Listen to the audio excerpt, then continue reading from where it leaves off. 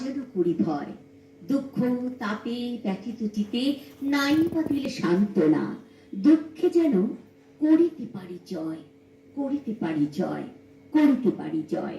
সেই ভয়কে দূর করে যারা জয় করেছে এবং শিল্প শিক্ষা সংস্কৃতির অঙ্গনে তারা শৈশব থেকে চারুকলার মধ্যে যে তাদের অধ্যাবসায় সাধনা আজও জারি রেখেছে, এমন এক ব্যক্তিত্ব, এক অনন্যা নারী যার বয়স কিন্তু 72+, কণ্ঠের মাধুর্য মধু অর্থাৎ কোকিল কণ্ঠে সেই সুরেলা কণ্ঠ কিন্তু রয়ে গেছে মেলোডিয়াস সিঙ্গার হিসাবে, কিন্তু কোথাও বয়স অনুযায়ী তার কোথাও হয়তো আরো আরো মনে হয় যে আরো যদি করতে পারতাম, আরো যদি সাধনায় থাকতে পারতাম। সেই ব্যক্তিত্বকে নিয়ে আজ উৎসারিত আলোর তরফ থেকে মুখোমুখি অনুষ্ঠানে 24 আওয়ার্স টিভি চ্যানেল, আপনাদের পছন্দের চ্যানেলে আমরা হাজির আর একবার সেই বিশিষ্ট শিল্পীকে নিয়ে, শ্রীমতী পুতুল ঘোষাল।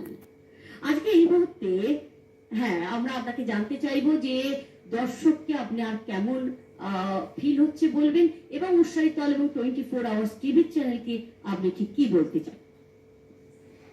24 আওয়ার্স এবং উৎসাহিত আলোকে এই আমাকে আমার এখানে আসার জন্য ধন্যবাদ জানাই তাদের।